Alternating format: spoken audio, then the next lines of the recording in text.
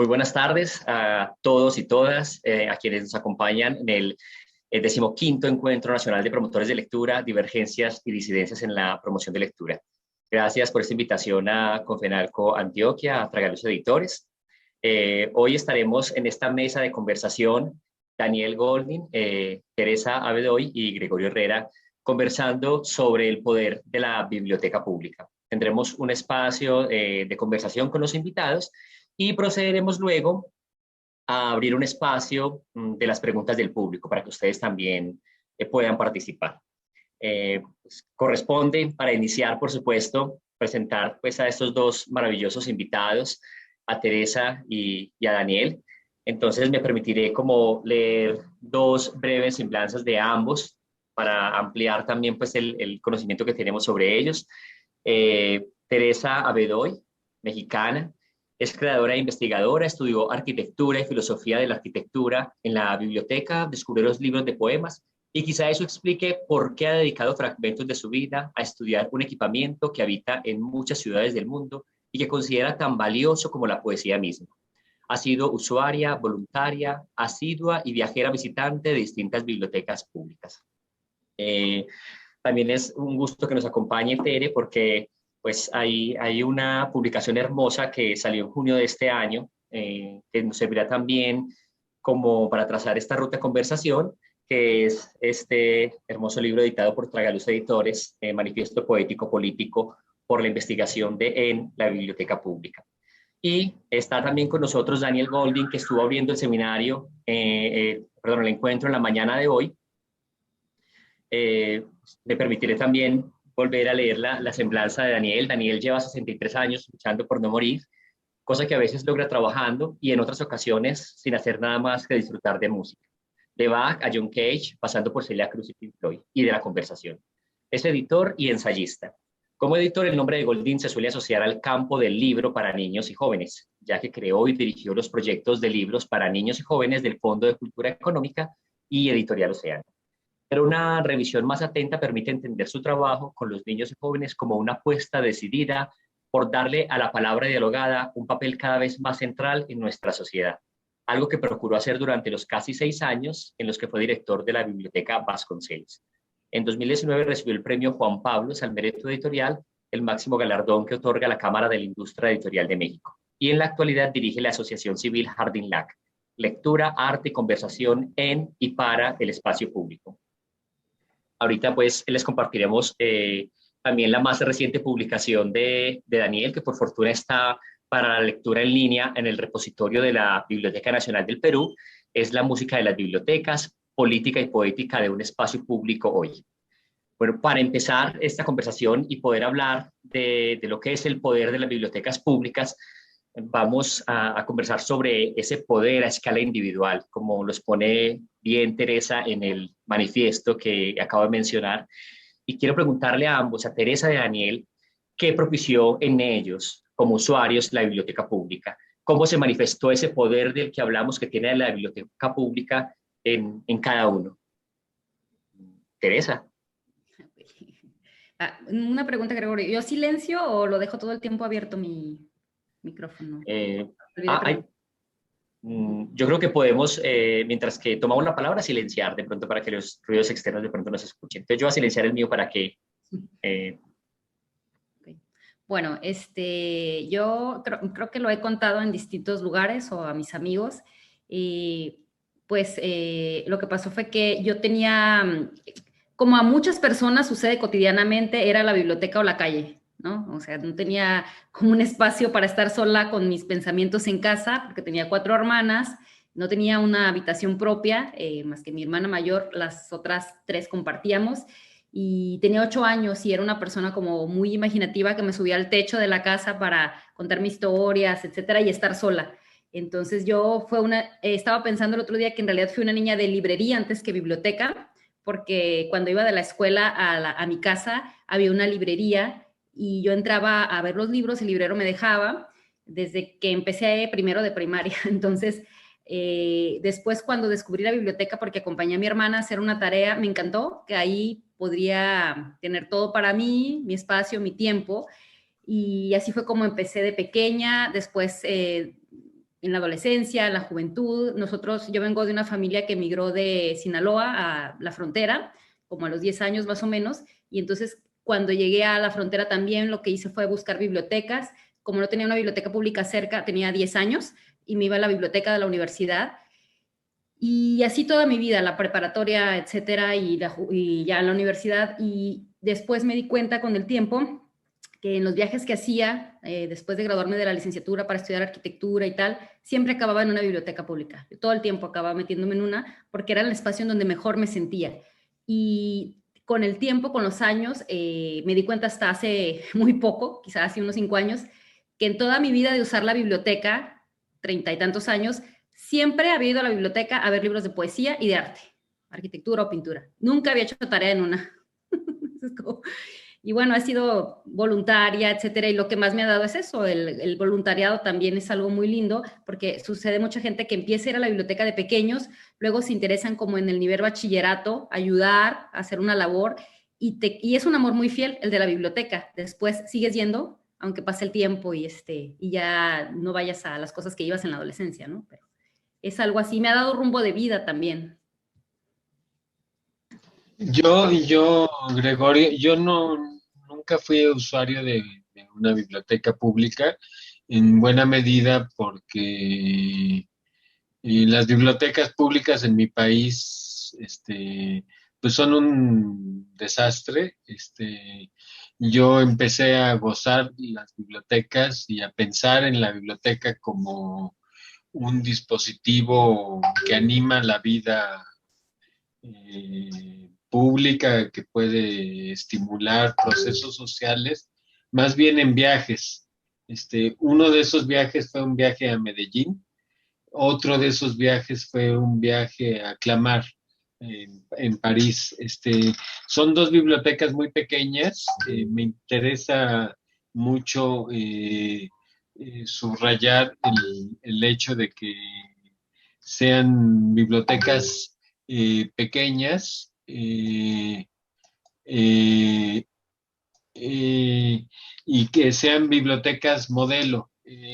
Después entré a las bibliotecas, a la biblioteca Vasconcelos, para tratar de contrarrestar esa idea de que las bibliotecas son, pues, un almacén de libros, y desde ahí, junto con Tere y un equipo de personas, nos propusimos un poco, tomando como modelos, pues, algunas bibliotecas colombianas, algunas bibliotecas francesas, europeas, etcétera, pues generar un movimiento diferente. Pero yo fui usuario de la biblioteca del Centro Deportivo Israelita. Fui usuario de la biblioteca escolar de mi escuela, que era una biblioteca más o menos buena, pero no de bibliotecas públicas. Particular, pues lo que me cuentan también, Tere, sobre su relación con las bibliotecas, que inició primero con las librerías. Yo soy de una provincia de Antioquia, y mi relación con las bibliotecas fue una relación muy, muy cercana, porque digamos que entre esos espacios que había para el ocio, el lugar que de pronto más correspondía a uno como niño para pasar el tiempo libre en las bibliotecas, porque no solamente tenían, digamos, los libros, sino porque había juegos de ajedrez, había Sabelo Todo, y aunque era una biblioteca con pocos libros, era fascinante, porque entonces uno volvía siempre al mismo libro y como que la memoria se iba entrenando. Entonces a uno le correspondía ya empezar a memorizar los textos que uno cada vez iba leyendo, bueno, tener más textos. Pero creo que las bibliotecas para muchos promotores de lectura han sido nuestros lugares, digamos, por antonomasia, donde empieza esa experiencia lectora. Eh, bueno, Daniel mencionaba hace un momento, pues, su experiencia también en la Vasconcelos, y quisiera pasar a otro momento para hablar también de cómo poder, digamos, mostrar o develar ese poder de las bibliotecas públicas a esos usuarios, que no son solamente quienes visitan las bibliotecas, sino, como lo refiere Tere en el manifiesto, son también las personas que trabajan allí, los bibliotecarios, los promotores, los administradores, las personas que también, digamos, se encargan de los servicios generales. Entonces, preguntarles un poco sobre ese trabajo de investigación, porque ustedes han tenido que ver, digamos, con la investigación de las bibliotecas públicas y se han propuesto indagar en ellas directamente desde ellas para entenderlas en sus múltiples dimensiones y reconocer su valor integral. Sé que, pues, Tere y Daniel estuvieron vinculados a la investigación en la Biblioteca Vasconcelos entre el 2018, 2019, también con Ramón Salaverria, ¿cierto? Que era en ese tiempo el subdirector de la Vasconcelos, y han estado, digamos, en función también de esa propuesta de investigación. Entonces, quisiera empezar por Daniel. ¿Qué implica proponer la investigación en la biblioteca, digamos, desde su valor político y social? ¿Y de qué manera uno al investigar puede buscar esa relación de ese resultado con los mismos usuarios de la biblioteca? O sea, yo hago una investigación en una biblioteca, ¿cómo pongo en conocimiento de los usuarios ese resultado que encuentro en esa investigación? A ver, Gregorio, nuevamente voy a ir un poco contra la corriente. A mí me parece que en cualquier lugar en donde uno esté en una escuela, esté en un laboratorio, esté en un jardín, esté en un parque público, esté en la Secretaría de Seguridad, la investigación es importante. Es decir, y la investigación de alguna forma te conduce a una biblioteca. Es decir, no es que la biblioteca sea en sí misma un lugar en donde se debe investigar. Todos los lugares en donde uno esté, la propia casa en donde uno mora, debe ser un lugar en donde uno investiga. A mí me parece que es muy importante y en ese sentido me parece que se pueden establecer vínculos entre la casa y la biblioteca, porque la biblioteca es un alimento para la investigación. Y la actitud de investigar, y de investigar quiere decir jugar, hacerse preguntas, buscar información, cuestionar las verdades asumidas, es una actitud que creo que es la actitud que hace que una biblioteca esté viva y esté viva para sus usuarios, ¿no? Pienso, tú estás viviendo en una casa, Tere habló de una casa en donde vivían 5 hermanas, más la mamá, más el papá. Bueno, pues ahí hay una situación que es increíblemente interesante para investigar, pero tú, Gregorio, o cualquier persona, y la biblioteca debe ser el aliado de esas investigaciones. Y en consecuencia, la biblioteca también debe ser un espacio congruente con esa voluntad de investigar, que creo que es la que anima a la cultura escrita, y a la cultura oral y a la vida misma, ¿no? Yo soy una persona que me parece que le gusta pues caminar y hacerse preguntas, y al hacerme preguntas me invita a caminar. Y entonces, en ese sentido, me parece que lo que hicimos en la Biblioteca Vasconcelos era una continuación de una voluntad de investigar. Yo la tuve en el Fondo de Cultura Económica y en todas las instituciones en donde he estado.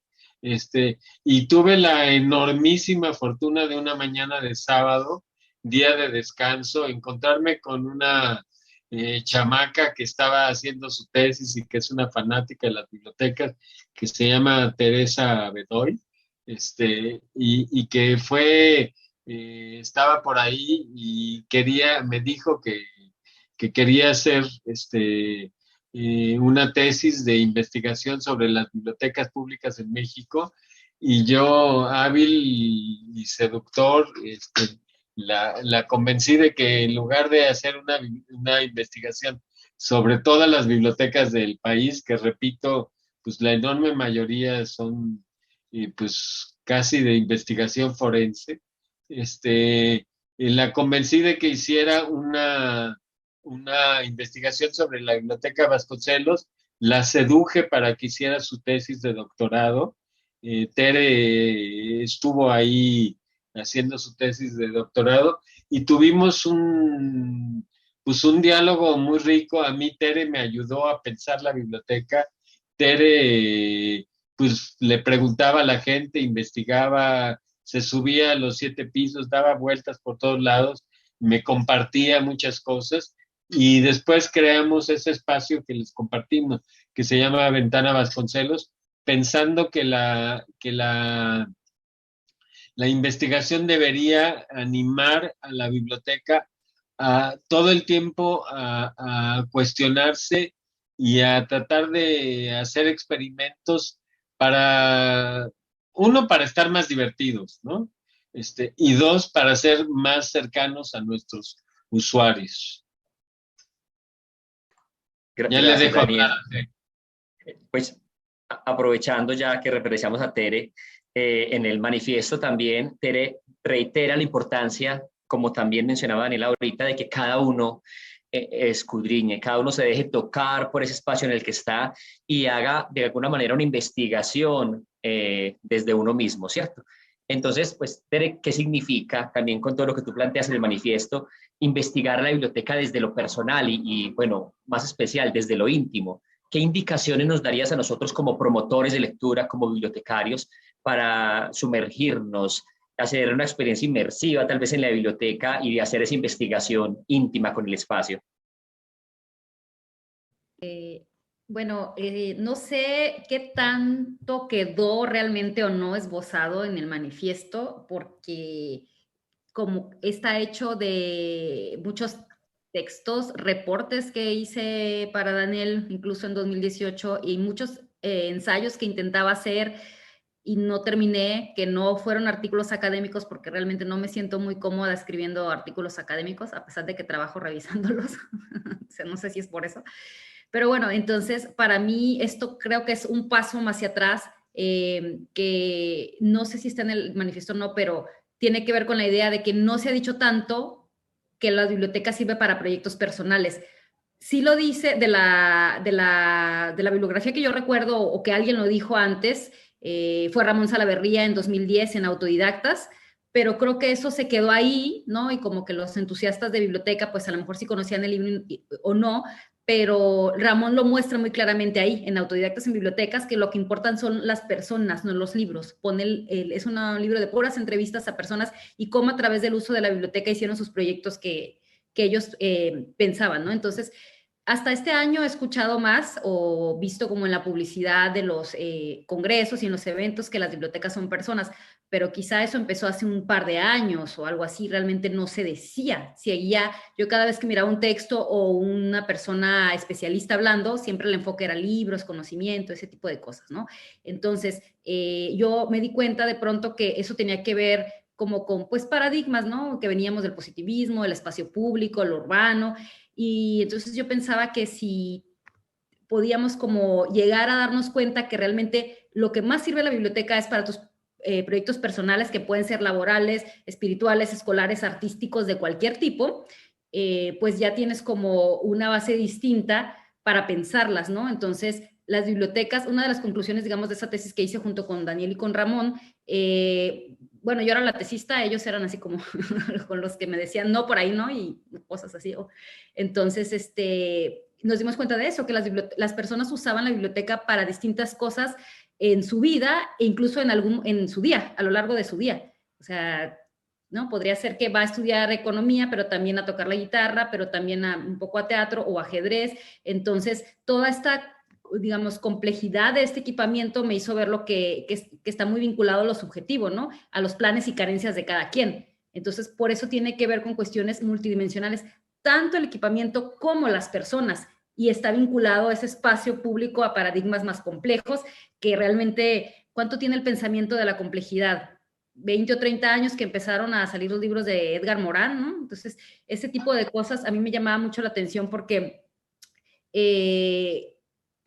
desde que estaba haciendo, yo recuerdo que mi tesis de, no sé si la de licenciatura o la de maestría, los bibliotecarios de acá de Tijuana me decían, Tere, es que aquí nos ven como espacio sagrado, como si fuera en el sur, existe el cura, el bibliotecario y el profesor en el pueblo, entonces aquí nos tienen como un poco ese respeto, y como dice Daniel, es cierto, las condiciones de la infraestructura cultural y en concreto de las bibliotecas en México, de la biblioteca pública estatal, pues sí, están en unas condiciones híjole, muy tristes, para usar un término corto y fácil. Pero entonces a mí me llama la atención cómo en esas condiciones físicas las personas seguían yendo e incluso viéndolo como un espacio sagrado, ¿no? Como un espacio de cuidado, no sé. Entonces, todo este tipo, no sé si ya me desvié del tema, pero todo lo que te quería decir es que tiene que ver como con paradigmas complejos en donde se pone al centro a las personas, que creo que es algo que ya se estaba haciendo, pero hasta el año pasado no se hacía. Yo cuando lo vi en autodidactas dije, claro, por aquí esta es la idea, ¿no? Esta visión positivista de las cosas como fin ya se ha abandonado porque ya entendemos que son medios. Entonces, si tú pones el acento en la persona y sus intereses de cualquier tipo, o sea, ¿por qué un albañil de 67 años está el domingo en la tarde en la biblioteca transcribiendo poemas de Baudelaire? Yo vi eso y me quedé como, señor, ¿qué hace usted aquí haciendo eso? Eso es una muestra que se ve cotidianamente y los bibliotecarios la viven, pero como que no nos detenemos a ver, bueno, entonces, ¿para qué está usando la biblioteca? Para sus cuestiones personales, subjetivas o sus proyectos propios, ¿no? ¿Para qué? Lo ves como, te quedas en el abstracto conocimiento, pero realmente no estás diciendo para qué lo está usando, para qué lo está sirviendo. Entonces, cuando tenía que plantear los instrumentos para la tesis, recuerdo muy bien que estaba charlando con Daniel y hablábamos de eso. Le decía yo, es que viendo con mi directora de la tesis de maestría, ella me decía, tú no te preocupes, tú no vas a tener que demostrar nada, tú solo vas a mostrar. Me dice, Daniel, claro, es por ahí, es como mostrar, documentar y ver qué están haciendo las personas porque realmente no sabemos para qué están usando la biblioteca. Y es para cuestiones personales, subjetivas, y eso lo complejiza, ¿no? Con respecto a esto que dice Tere, pues esos cambios que se han venido dando en las bibliotecas, a mí también me tocó una biblioteca en mi época escolar y pues en mi infancia, mi adolescencia, bibliotecas que todavía tenían como una ortodoxia con el manejo de los espacios, el contacto con los demás, ¿cierto? El bibliotecario tenía ya como un estereotipo de sujeto que se encargaba no de acompañar, sino de vigilar, de restringir, de resguardar. Y digamos, eso se ha ido, digamos, movilizando también en la medida en que el foco se pone en otros lugares, ¿cierto? Empezamos a darle como relevancia a otras cosas. O sea que ha sido inevitable que precisamente en las bibliotecas también, digamos, surjan esas, digamos, disidencias que permiten que las bibliotecas muten o que las bibliotecas cambien. Quisiera preguntarle a Daniel también en su amplia experiencia, ¿cuáles son de pronto algunas maneras en que la biblioteca pública ha sido disidente o ha encontrado en la periferia un contrapoder a lo que ha sido establecido? Nos han enseñado a quienes estamos en este mundo de lo cultural que la revolución cultural también ha sido consecuencia de las márgenes, ¿cierto? Que hay otras formas de poder que operan en la periferia y surgen otras maneras de hacer las cosas. De pronto, Daniel nos podría mencionar algunas de esas posibles opciones de disidencia de la biblioteca pública que han permitido que se transforme. A ver, miren, yo creo que hay una tradición muy amplia de la biblioteca como una suerte de contrapoder, una tradición que no es reciente, sino es muy antigua y no forzosamente es una tradición propuesta por los bibliotecarios. Me parece que eso es importante. Eh, Cuando hablabas tú de los márgenes, me parece que las bibliotecas, pues desde la antigüedad, son espacios en donde llega gente pues marginal, ¿no? Hay libros muy bonitos sobre pues, los sin casa, ¿no? Que les llaman así en Colombia, pero pasa en Estados Unidos, pasaba en la Biblioteca Vasconcelos, que son espacios en donde de alguna manera se instalan personas que están marginados, que no tienen, digamos, ningún otro espacio donde sentirse en casa, porque no tienen casa y porque ahí nadie los molesta o los molestan menos. Y ellos se hacen dueños de ese espacio.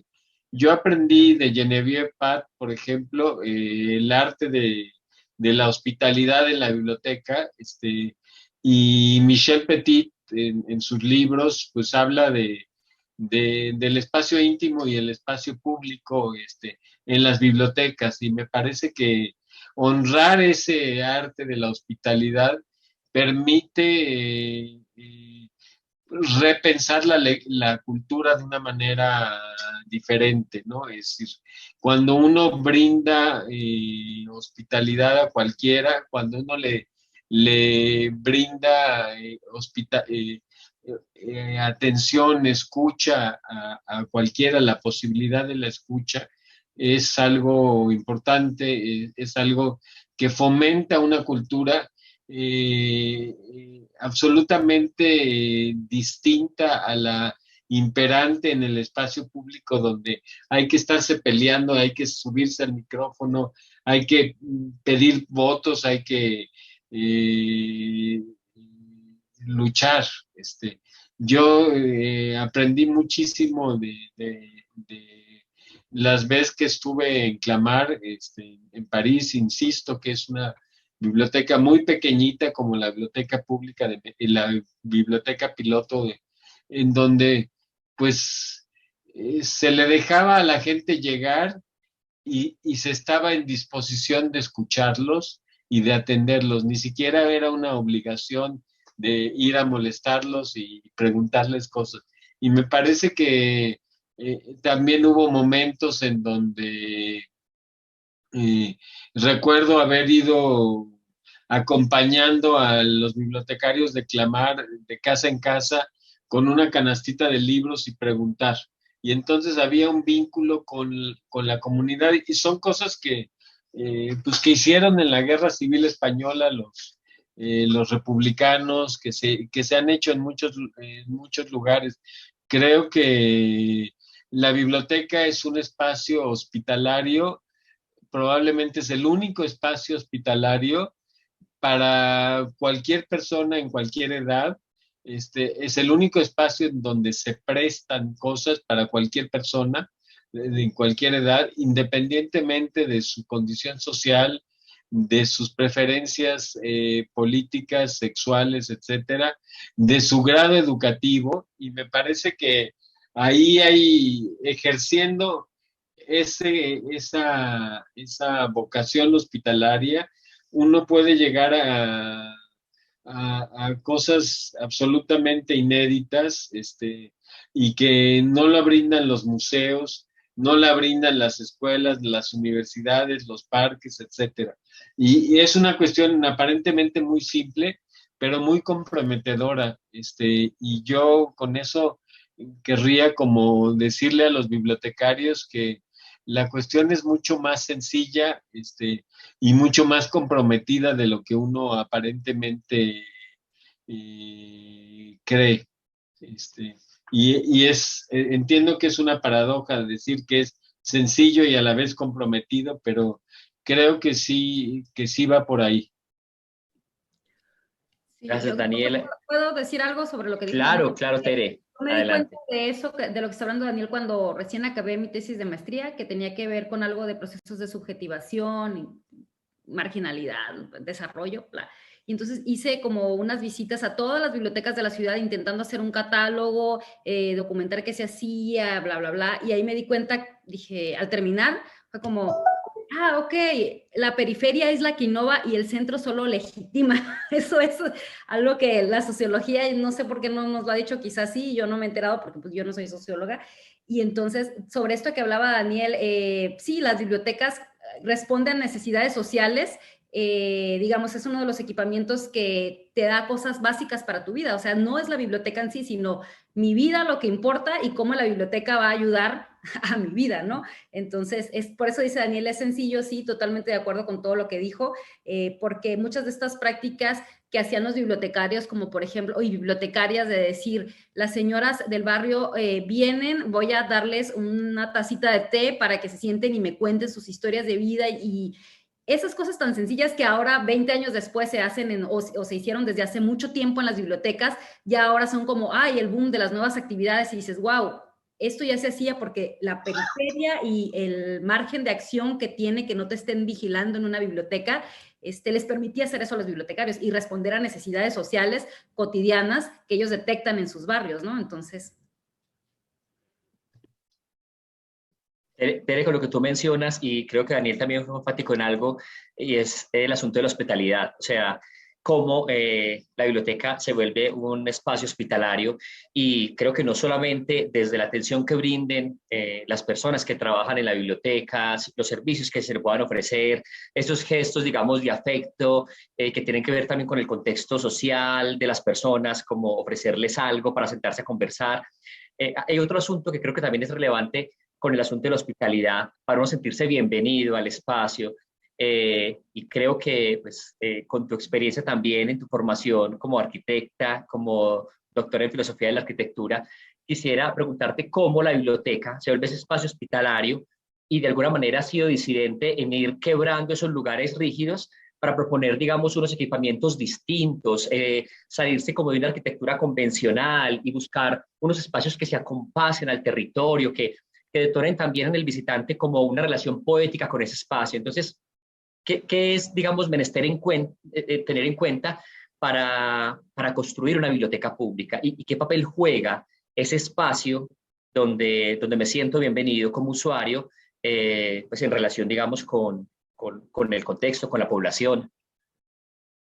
Sí, una de las cosas que nunca digo, uno de mis más oscuros secretos, es que cuando estaba, digamos, recién salí de la universidad, empecé a trabajar en una consultoría urbana, luego me cayó una beca de poesía, me fui a la beca, luego me cayó otra, me fui a esa otra, que me tocó irme a España a ver y me dediqué todos los días a ir a una biblioteca pública distinta, y empecé a ver, digamos, los inmuebles del primer mundo y me dio mucha, mucha envidia y yo dije, ¿por qué nosotros no podemos tener algo así en México? ¿Por qué no puedo tener algo así en Tijuana? Que no tenga sillas rotas, los mismos, el mismo mobiliario con el que la inauguraron a finales de los años 80. Entonces empecé a pensar cómo podría ser esto de planificar y algún día como edificar una biblioteca, pero no quería hacer algo de diseño urbano, por eso me metí a una maestría con cosas más sociales para meterme al edificio, intentar comprender.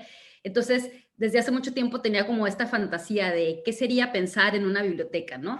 Y entonces una cosa que hemos estado como últimamente revisando sobre la arquitectura de la biblioteca, pues una cosa sencilla podría ser decir, hay espacios de coworking, escaleras sociales, cafetería, pero no es eso, tiene que ver con el sentido que tiene este equipamiento y el sentido te va a estar reflejado en la forma, ¿no? Entonces, yo estaba pensando, recordando de un espacio que hay en Valle de Bravo que se llama Espacio Odisea. En el verano lo visité y vi que tenían en un balcón una mesa grande y estaban ahí planificando algo los vecinos, ¿no?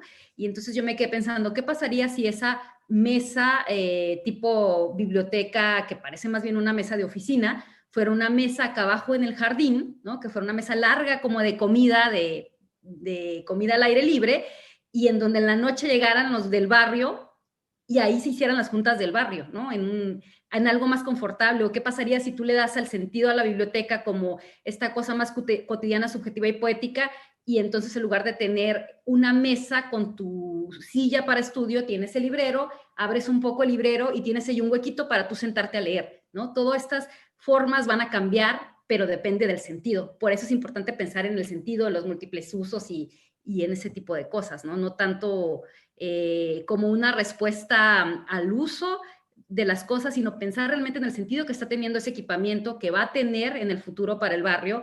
Lo ideal sería planificarlos con ellos, como decían los brasileños con la planificación participativa. Y ahora que hemos estado como pensando en estas complejidades del espacio público, esta idea de la biofilia, que a mí me parece algo básico, ahora que la neurociencia se ha descubierto que tu conocimiento tiene que ver con tu espacio físico y social exterior y con las cuestiones de salud, pues es importante también considerar ese tipo de cosas, ¿no? Como para el diseño. Pero sería ese el sentido y qué elementos te van a permitir que tu espacio sea, no sé, saludable, bello, y encima aporte a la equidad, que es algo que se ha dicho desde los años 50 en la arquitectura, las cuestiones de género, ¿no? Están muy presentes, entonces. No sé si me fui, contesté. Yo quisiera decir algo, porque muchas veces los discursos que damos desde este lado de la pantalla o desde este lado del estrado, pues le hacen sentir al que escucha como imposibilitado, miserable, etcétera. Y yo creo que al menos estoy seguro que Tere y yo estamos como comprometidos con una visión totalmente distinta y en ese sentido retomo algunas de las cosas que dijo Tere y también discuto algunas de las cosas que dijo Tere, ¿no? Yo creo que no hay espacio, por pobre que sea, que no pueda ser un espacio hospitalario. Y no hay espacio, por pobre que sea, que no pueda ser acomodado de una manera diferente para mostrar la riqueza de las personas. Las bibliotecas en el primer mundo, pues tienen, digo, en Bélgica, por ejemplo, es una obligación del Estado que cada persona pueda recibir el libro que desea en la biblioteca pública. Es decir, tú quieres leer una novedad y lo solicitas a la biblioteca no tiene y entonces lo compra. En Latinoamérica, pues esas cosas no se dan. Entonces, en muchos países del mundo, pues las bibliotecas están súper equipadas y entonces están planeadas, pues a veces de una forma tan ostentosa que pues a mí me resultan a veces incluso chocantes, ¿no? Estos edificios que ya son, como todos los edificios, como espacios lucidores de los grandes arquitectos, más que verdaderamente espacios hospitalarios. Y yo creo que se puede hacer una biblioteca, lo vi en Colombia, no recuerdo si fue en Colombia o en dónde fue, creo que fue en Colombia, pues que había una biblioteca pues sí fue en Colombia, en Medellín incluso, una biblioteca diseñada por un arquitecto español, así muy grande, y al lado de ella pues no entraba nadie, o entraban muy pocas personas, y al lado de ella estaba un camellón, una acera, en donde pues se hacían las actividades de promoción a la lectura.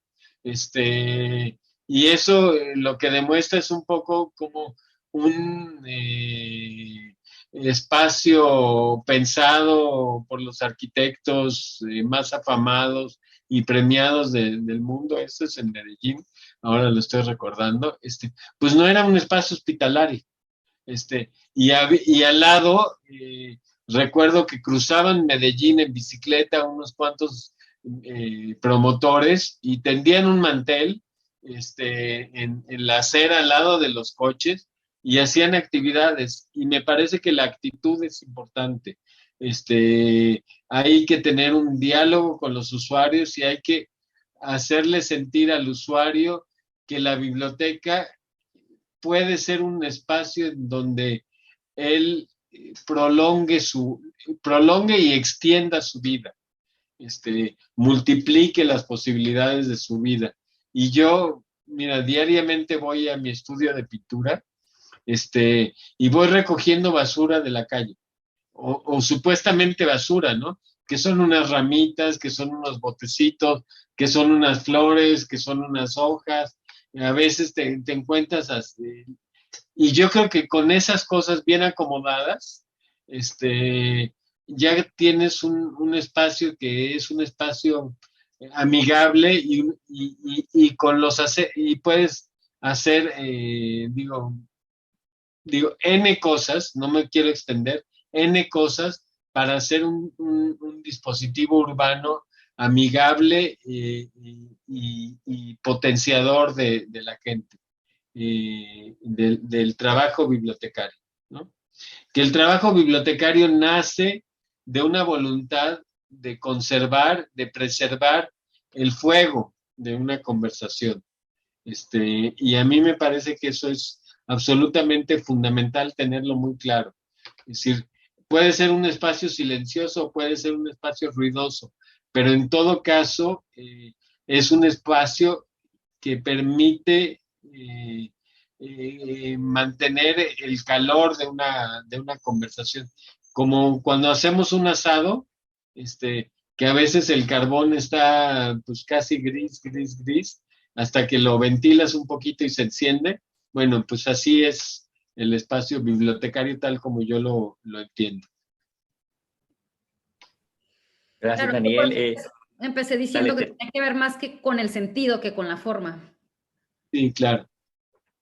Por eso yo decía que simpatizaba y contradecía también de alguna.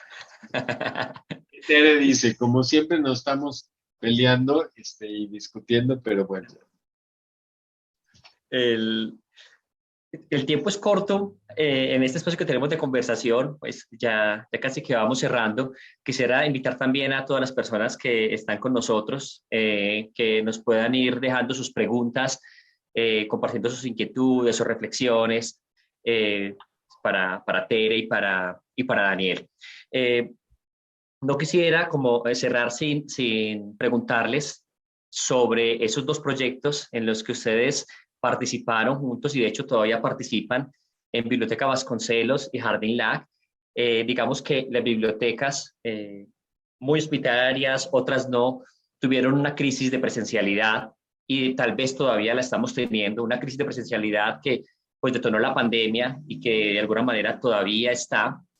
Y pues digamos que Biblioteca Vasconcelos fue prepandemia como una propuesta para interactuar con los usuarios y en medio de la pandemia surgió Jardín Lac. Entonces quisiera preguntarles, en estas dos propuestas que ustedes trabajan juntos o trabajaron juntos, digamos, cómo sucedieron, cómo surgieron, cuál es la propuesta que hay. Sé que no vamos a poder expandir mucho la información sobre los dos proyectos, pero los yo voy a dejar aquí en el chat para que también las personas de la asistencia técnica nos ayuden a compartirla con todos los usuarios. Voy a dejar ahí 3 enlaces, uno de Jardín Lac, otro de Biblioteca Vasconcelos y otro que les había dicho al inicio, que es el libro de Daniel Goldin que está en el repositorio de la Biblioteca Nacional de Perú. Entonces, bueno, empecemos con Tere contándoles esta experiencia. Yo les cuento pues que estoy engolosinado leyendo toda la propuesta de Jardín Lac. Pues después de que Tere me la mostró, empecé a leerla y estoy completamente feliz leyéndola y creo que es menester como que todo el mundo la lea y la visite. Tere, ¿cómo funciona Jardín Lac? ¿De dónde surgió y a qué le apuesta? Voy a ser completamente honesta. Ventana Vasconcelos y Jardín Lac son ambos ideas de Daniel. Y como a Daniel todo lo que me dice, yo le sigo la rima. Le digo, sí, claro, hagamos esto, lo otro. Y yo, sí, claro, hagámoslo. Y luego, no sé si Daniel te pueda responder mejor esas preguntas, porque yo he estado ahí realmente como, no sé, apoyo, Mira, motor. Biblioteca Vasconcelos o Ventana Vasconcelos es un espacio en donde en la conversación con Tere y con Ramón decidimos hacer públicas pues nuestras reflexiones un poco con la idea de que íbamos a incentivar el desarrollo bibliotecario mostrando la cocina de la biblioteca, ¿no? Y compartiendo pues las investigaciones, las preguntas. Es un proyecto que iniciamos públicamente pues casi al final del periodo donde yo fui director. Creo que están plasmadas ahí un montón de investigaciones y apenas empezó a desarrollar. Realmente no terminó de cuajar porque, bueno, vino la cuarta transformación y el nuevo ciclo que en México, pues, inician sacrificando a todos y después viendo a ver qué pueden levantar y bueno, un poco hartos de eso, de esas confusiones de que cada gobernante piensa que es dueño del Estado, decidimos que íbamos a abrir un espacio público que no dependiera del Estado. Entonces se nos ocurrió la idea de hacer el Jardín LAC, lectura, arte y conversación en y para el espacio público. Y ahí empezamos a pensar un proyecto que en principio no sabíamos qué iba a ser. Después nos ofrecieron que lo hiciéramos en un espacio físico que es el Colegio de Vizcaínas, en el centro de la Ciudad de México.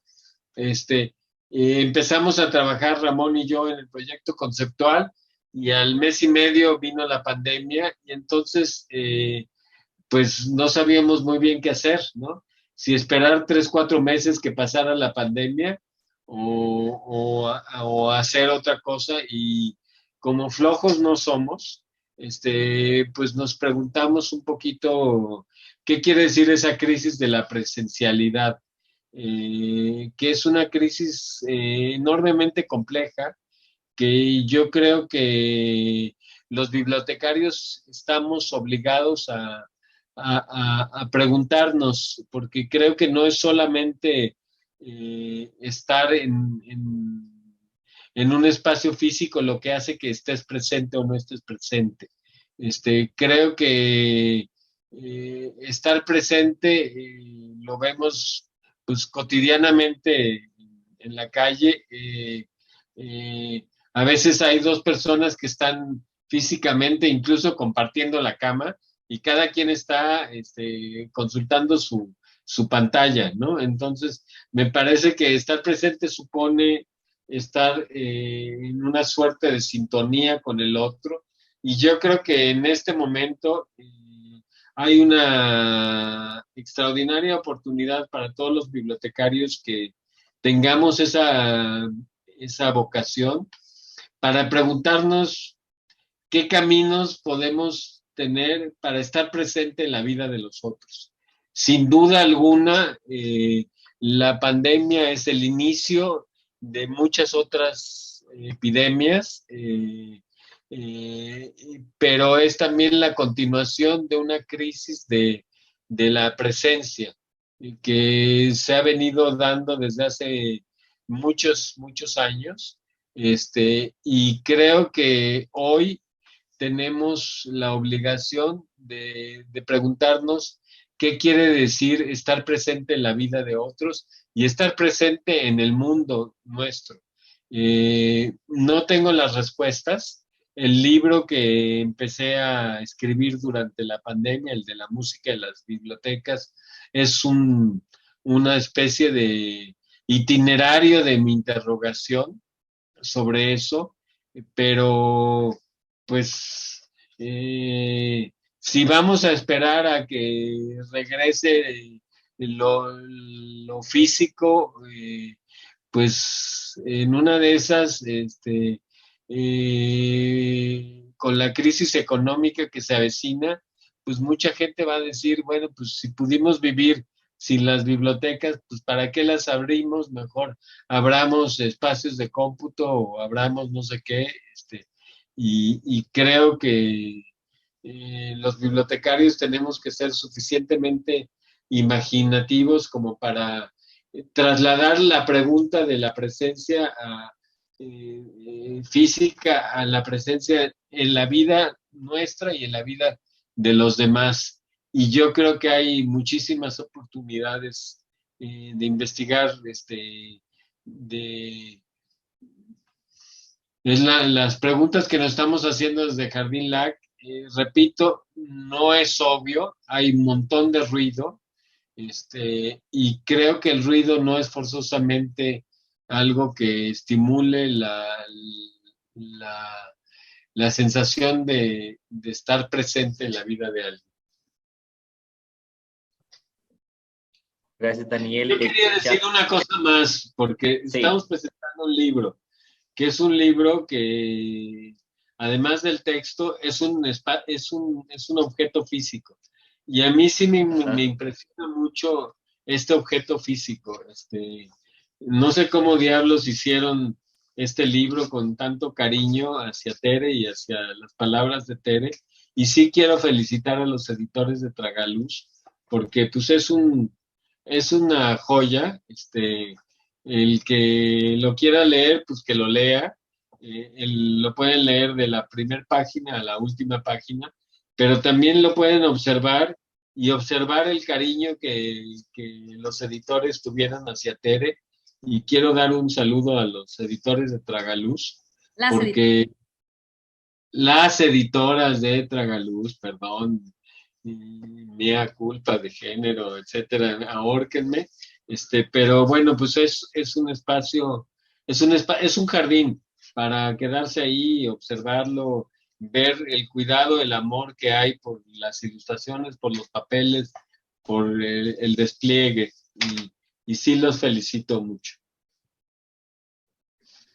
Yo creo, Daniel, que espero que nos estén viendo las editoras de Tragaluz para que este mensaje le llegue y si no, por supuesto, pues se lo haremos llegar. Creo que se nos fue el tiempo ya en esta conversación. Pues voy a dejar nomás un comentario que nos hace Gladys Manrique. Ella hablaba de que su primera biblioteca fue su casa y que su padre era un lector incansable que compraba libros de literatura infantil. Tenía 6 hijos y así fue como conoció los clásicos de la literatura infantil, Gladys. Y ella es bibliotecaria, promotora de lectura del Sistema de Bibliotecas Públicas de Medellín y nos cuenta de 2 experiencias, una que es necesidades y expectativas de los usuarios, donde compilan la información en cada biblioteca y a partir de esa información que entregan los usuarios se hace, digamos, la adquisición de los libros. O sea, los libros se compran teniendo en cuenta las inquietudes que tienen los usuarios de las bibliotecas. Y tienen otro programa que se llama Libros sin Fronteras, donde hay, digamos, una relación en red de todo el sistema, donde en cualquier biblioteca puedes pedir el libro que necesites y allá te hará llegar, no importa en dónde esté. Bueno, agradecerle mucho a Confenalco nuevamente, a Tragaluz Editores, a Daniel, a Teresa, invitados a leer ambos proyectos editoriales, tanto el manifiesto poético-político de Tere, también como el texto de Daniel, que se los dejamos ahí en el enlace. Antes de cerrar, quiero hacerles una invitación porque este manifiesto también se vuelve de alguna manera cuerpo y pues tendrá una presentación performática en varios espacios de la ciudad, en varios espacios que tienen que ver con el fomento de la lectura. Hoy en la Parque Biblioteca Belén a las 6:30 será la presentación performática del libro. El 10 de noviembre en la Casa de la Lectura Infantil, hoy es a las 6:30. En la Casa de la Lectura Infantil el 10 de noviembre a las 6:30. El miércoles 17 de noviembre en la Biblioteca Centro Occidental a las 6:30 también.